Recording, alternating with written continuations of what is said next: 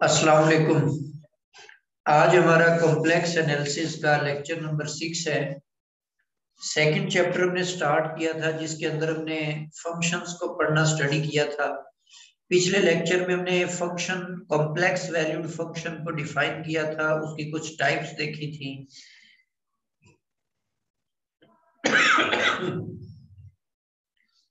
आज हम मजीद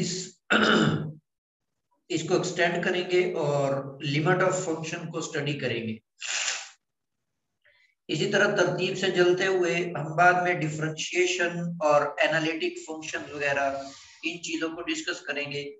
तो आज का लेक्चर हमने मुख्तस किया हुआ है लिमिट के लिए, limit of a function.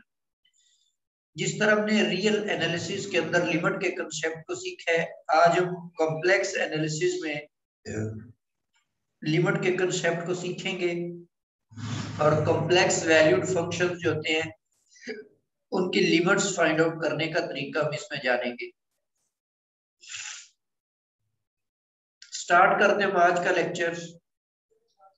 First of all हम लिमिट को डिफाइन करते हैं कि कॉम्प्लेक्स वैल्यूड फंक्शन की लिमिट से क्या मुराद है। हम सपोज कर लेते हैं कि F be a complex valued function defined on some deleted neighbourhood of z naught. अब जो कि ये कुछ इसमें टोपोलॉजी के कंसेप्ट्स हैं, जैसे डिलीटेड नेबरहुड है। तो सबसे पहले तो मैं नेबरहुड की वजाहत कर दूं कि नेबरहुड किसे कहते हैं, फिर हम डिलीटेड नेबरहुड के बारे में बात कर लेंगे। मिसाल के तौर पे ये हमारे पास एक कॉम्प्लेक्स नंबर है जी नॉट, ठीक है। इसके नेबरहुड से मुराद एक ओपन सेट होता है जिसके अंदर ये कंटेन करता है, एक ओपन सेट जिसको और अब आपको पता है कि इसमें जो ओपन सेट्स होते हैं वो बेसिकली कॉम्प्लेक्स प्लेन में ओपन डिस्क्स होती हैं, ओपन डिस्क। अब इस ओपन अगर हम सर्कल की इक्वेशन बनाते हैं तो आपको याद होगा z माइनस जी नॉट हमने बनाई थी और इसकी एब्सोल्यूट वैल्यू हमने ली थी लेस देन r। ये r हमारे पास कोई भी पॉजिटिव नंबर है,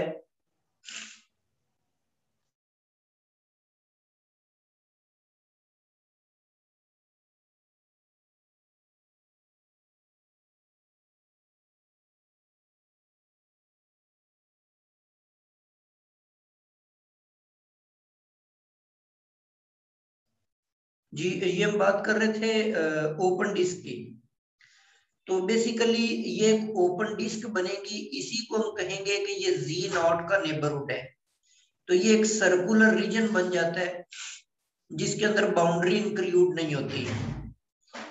अच्छा, इसको हम कह रहे हैं ये एक नेबरहुड है। डिलीटेड नेबरहुड किसे कहते हैं? अगर मैं ये कहता हूं कि मुझे इस सेट में से जी नॉट नहीं चाहिए, क्योंकि जब हम ये लिखेंगे ना z माइनस जी नॉट की absolute value less than r है, मतलब आप ये कह रहे हैं कि यहाँ पर जितने भी नंबर्स हैं उनका अगर मैं डिस्टेंस लेता हूँ जी नॉट से तो वो लेस देन r आ जाना चाहिए।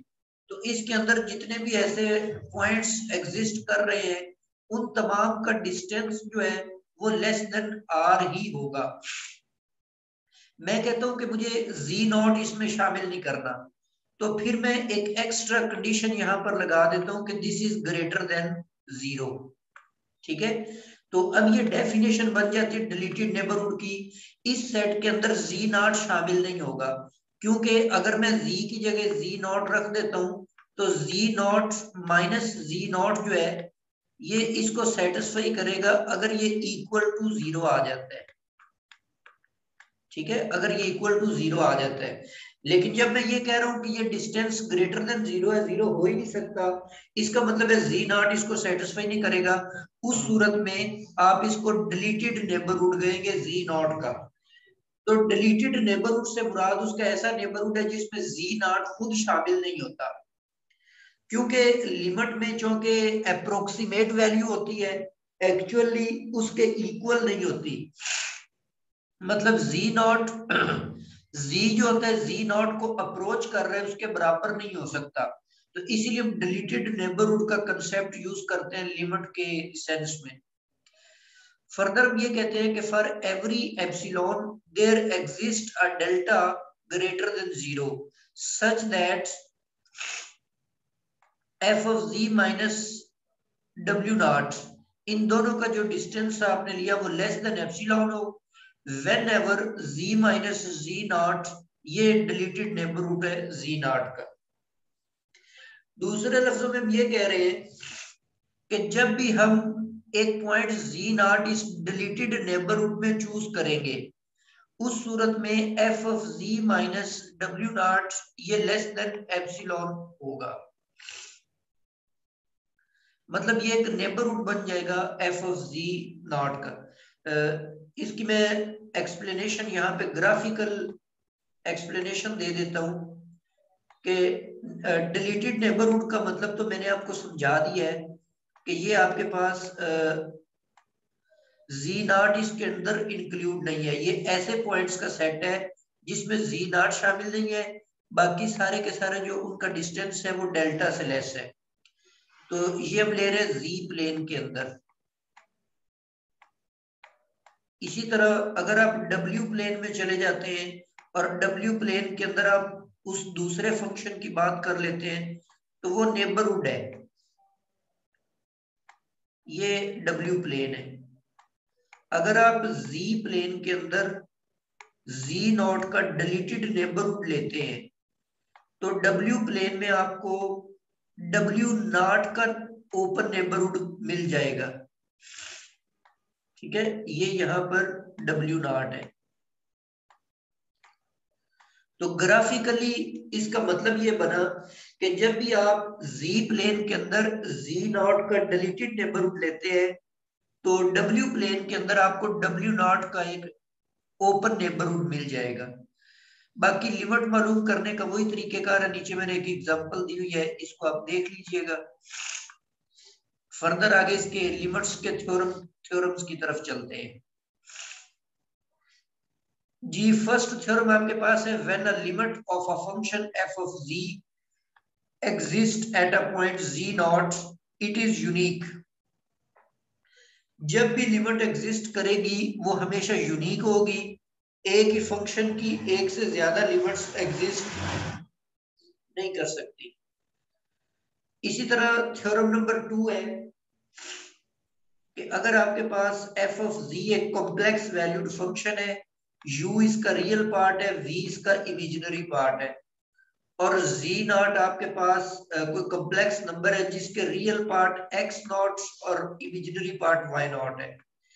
सिमिलरली डब्ल्यू नॉट भी आपके पास एक कॉम्प्लेक्स नंबर है जिसका रियल पार्ट यू नॉट और इमेजिनरी पार्ट वी नॉट है।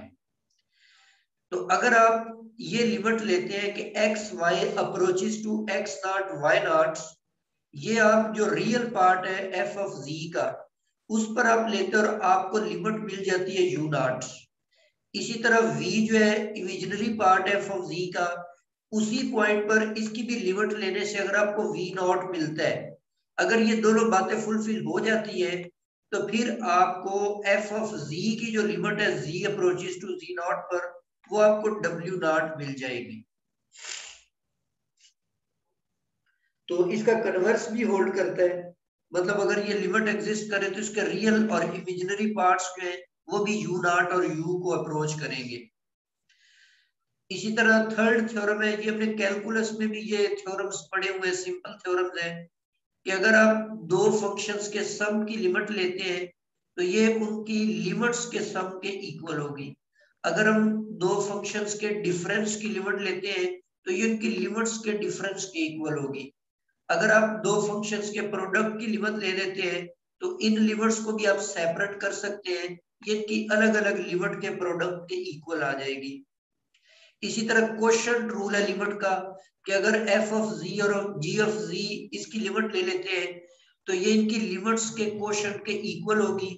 लेकिन यहाँ पर एक एक्स्ट्रा कंडीशन भी है कि जी ऑफ जी नॉट जो है ये नॉट इक्वल टू 0 होना चाहिए, अदरवाइज वो लिमिट ही एग्जिस्ट नहीं करती। तो ये बेसिक थ्योरम्स है जो हमने ऑलरेडी एफएससी के अंदर भी पढ़े, फिर बीएससी के अंदर भी पढ़े। एमएससी के अंदर, रियल के अंदर, कैलकुलस में ये सारे थ्योरम्स हमने स्टडी किए हुए।